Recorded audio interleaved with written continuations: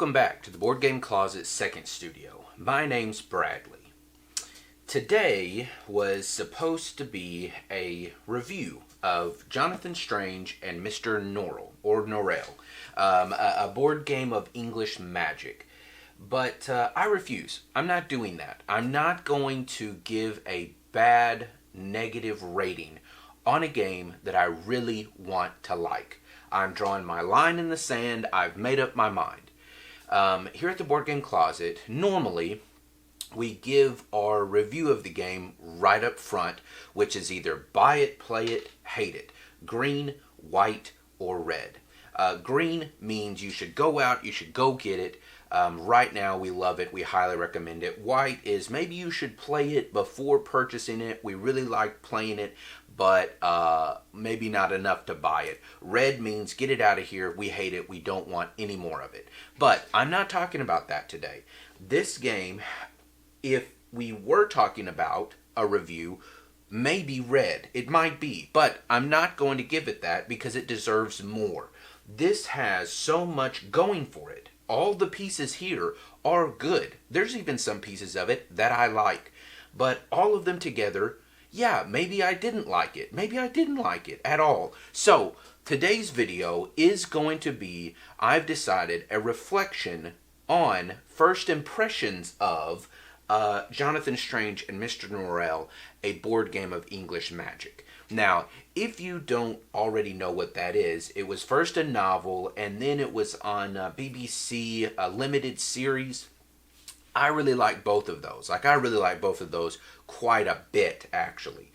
But, as far as the board game goes, let's just go through it a little bit. Imagine a world where you're in England, and the backdrop, kind of what's going on around you, is you're at war with Napoleon. So you're talking that kind of era, and magic exists, but it hasn't existed for like 300-400 years until it exists all of a sudden.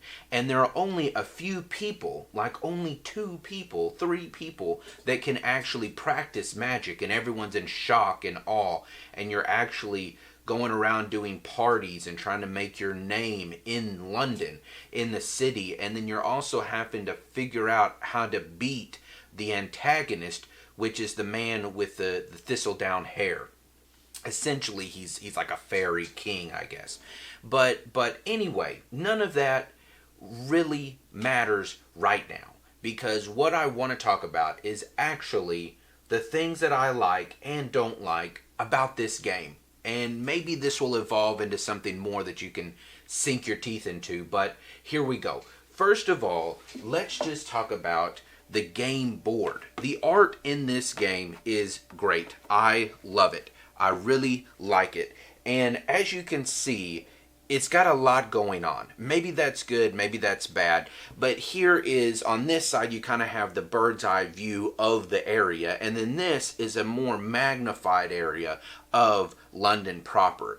And you have only so many movement that you can do on your turn. And you can move anywhere you want to in London, but only 2 spaces out here unless you have something else. And you only get that by doing this other thing. And anyway, that's fine. That's not a big deal. But then here at the top, you see our antagonist, the man with the thistle-down hair.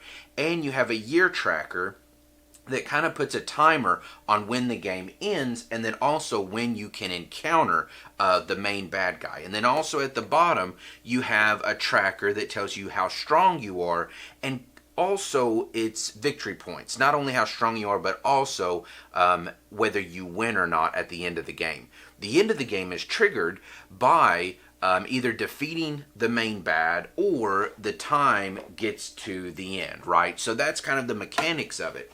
That's just this alone. So let's go into the player boards. This is a game for 2 to 4 players, and so you have each different characters that all have one different ability, but mostly it's all pretty much the same. You have a pool that you choose from to do all your actions, and you do them until you can't do any, or you want to do another one, and then you actually stir. This is a reflection pool, kind of. So you kind of stir the waters, and that gives you all your actions back. Now, one complicated thing about the game, and this is partly something that I wish worked but kind of doesn't, is for one of your actions you can actually study a different type of magic, which is different resources basically in the game. Earth, water, air type magic. There's some others as well. But you can only practice what you've studied or what these really cool tarot size cards allow you to study at the beginning of the game. These are actually cards of Marseille. And they also have at the top of the card how many cards you get at the beginning of your turn. Again, it tells you what magic you can actually study or use. And then it also gives you how much power the main bad guy gets. That's putting it very simply. But you can see this is a full tarot size card that it looks like a tarot card that you might find back then, I guess. And so I'm in love with that. I'm in love with the art on the player board. Like, you get to see your guy and it looks all pastel and chalky and it's great. And then you also have your other characters that are in the same style, but if you already know the property, you're just thrown into this world that you already love, and you get to play in it. You get to experience it. You get to go to different parties. So on these cards, you actually get to go to different places on the map and study different magic. You get to do different feats. So that's really cool. You get to, again, live in that world. Now, as you do spells, as you get resources, you actually apply them to these different, magic acts that you do in the world. So this is a vision of faraway acquaintances shown on a silver basin. And you need 2 of these purple resources, but then you get 2 victory points or magicianship, which, again, goes towards beating the big bad, the antagonist, and then also tells you who wins at the end of the game.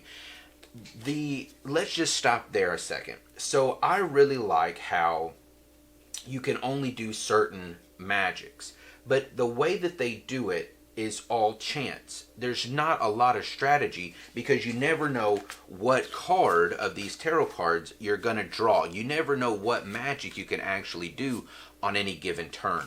Now, you have plenty of options to choose from as far as what cards, what of these cards you can actually do or contribute to. You have 3 in front of you and you can gain more later.